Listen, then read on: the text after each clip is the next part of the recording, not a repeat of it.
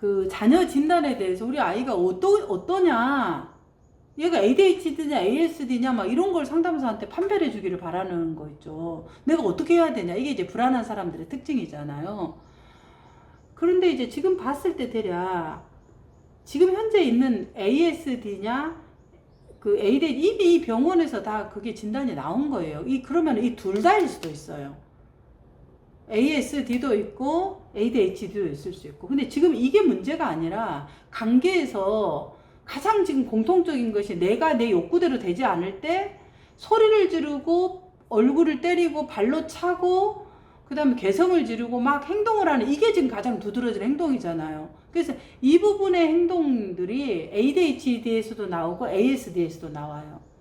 이 행동적인 부분들은. 아니면 또 뭐 지능이 좀 낮은 친구들 때도 나올 수 있고, 이 행동들은 일반 아동들도 나올 수 있는 거고 누구나 나올 수 있는 행동이에요.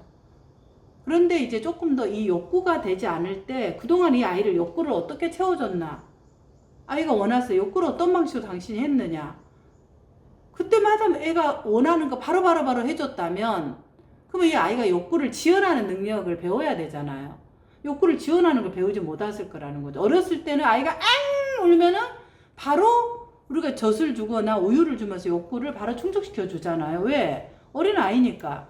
그러나 그 욕구를 충족시켜 주는 방식을 아이가 커 나가면서 어때요? 지연시키잖아. 엄마 여기 있어, 여기 있지 하고 조금 울도록 두고, 그리고 시간을 5분에서 10분 15분 엄마 여기 화장실 청소하지 이러면서 시간을 늘려가면서 이 욕구 지원 능력을 키우는 거예요. 그러면서 정서를 조절하고 정서를 가져가도록 하는 게 부모가 양육에서 하는 방식이잖아요. 근데 그걸 어떻게 했냐는 거예요. 애가 울거나 원할 때 욕구를 바로바로 충족시켜주면 그게 아이의 욕구 지원 능력이 없죠. 그러면 지금 이 시점에서 당연히 애가 막 땡깡을 부릴 수밖에 없는, 왜 지금까지 해왔던 방식이 그러니까 그랬는지, 이게 언제부터 애가 이랬는지를 봐야 되는 거죠. 물론 ADHD는 욕구 지원 능력이 일반 아동에 비해서 조금 더 어려워요. 왜? 자극 추구가 훨씬 더 활성화되어 있기 때문에. 그래서 호기심이 있거나 이런 부분들이 되게 많죠. 그래서 아이의 그런 검사 결과를 가져오라고 하세요. 가져와서 선생님 보시고 이런 걸 찾아보는 거죠. 근데 지금 이 아이가 봤을 때, 아이 행동을 봤을 때는 ASD라고 보기는 어렵죠. ASD는 오티즘, 그 다음에 뭔가요? 스펙트럼 디스오더잖아요. 그러니까 상호작용적인 부분이 안 되는 거잖아. 근데 친구들이 데려오고 친구들하고 놀고 뭔가 학교에서도 되고 이런 것들이 어느 정도 된다는 거죠. 그런 측면에서는 지금 ASD를 보기는 좀 제한이 될 것 같다.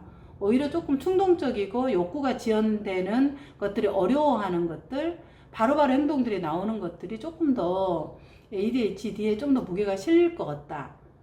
근데 이제 이게 어렸을 때 4살 때 검사를 했다 그러면 이건 명확하게 발달하면서 이것들이 이제 좀 더 여러 가지 것들이 나오잖아요. 아니면 둘 다일 수도 있고. 그래서 실제로 이제 이 ASD의 가장 특징적인 것은 사회적 상호작용이 이루어지느냐, 상동증적인 행동이 있느냐 이거잖아요. 근데 지금 애가 이제 친구가 집에 데려온다. 근데 이제 가장 어려운 게 자기가 원하는 욕구대로 되지 않을 때 소리를 지르는 거예요. 그래서 그동안 욕구 충족 방식이 어땠는가를 보는 거죠. 뭐 엄마가 양육 방식에서 수정해야 될 거를 상담해서 수정하는 거죠. 그렇게 이제 전체적으로 하지, 이게 뭐 당신의 아들이 이렇다 이렇게 하나 이런 가능성들이 이렇게 있었을 것 같다. 근데 지금 현재 가장 어려운 거는 욕구 지원이 안 됐을 때 아이가 폭력을 하거나 고성을 지르거나 이런 거 위험한 행동이다. 왜? 친구에서도 이럴 수 있고, 이것이 되지 않으면 청소년기에 위험한 폭력적인 행동들이 지속되금에 이 부분의 어려움을 엄마가, 이 내담자가 이것을 자녀하고 상호작용해서 할 수 있도록 유능감을 경험하도록 하는 것이 필요할 것 같아요. 뭐 대상관계로 지금 뭘 하고 뭐 이런 것을 어떻게 하겠어. 지금 당장 필요한 이 위험적인 것들을 해야 되겠죠. 그렇게 다루어서 실제로 이제 ASD나 ADHD냐 이런 부분들을 그것을 이제 좀 발달력들을 체크를 해보면 되는 거죠. 부분들. 그래서 이제 지금 현재는 이런 부분을 보여준다 하고 상담을 전체적으로 진행하는 게 필요할 것 같습니다. 전체적인 부분들. 그리고 이제 발달의 초기에서는 어려울 수 있어요. 부분들. 그리고 이제 이 지금 조금 구체적으로 이렇게 양육 상담에서는 해야 돼요. 왜냐면 내가 그걸 해본 경험이 없기 때문에 공감해 주세요 이렇게 하지 말고 신호등, 관계 신호등. 제가 빨리 책을 써야 되는데 이 관계 신호등 지금 쓸 시간이 없어서 이걸 써갖고 막 빨리 이거를 쉽게 저는 상담에서 이제 쓰잖아요. 가족 상담, 이런 개인 상담, 부부 상담에서 관계 신호등으로 딱딱 하거든요. 그러면 정말 효과가 좋아요. 명확하고 쉽고 어렵지도 않고 돌아가서 기억도 하고. 그래서 이제 제가 그 책을 쓰도록 열심히 노력을 하지 않고 적절한 시기에 하겠습니다.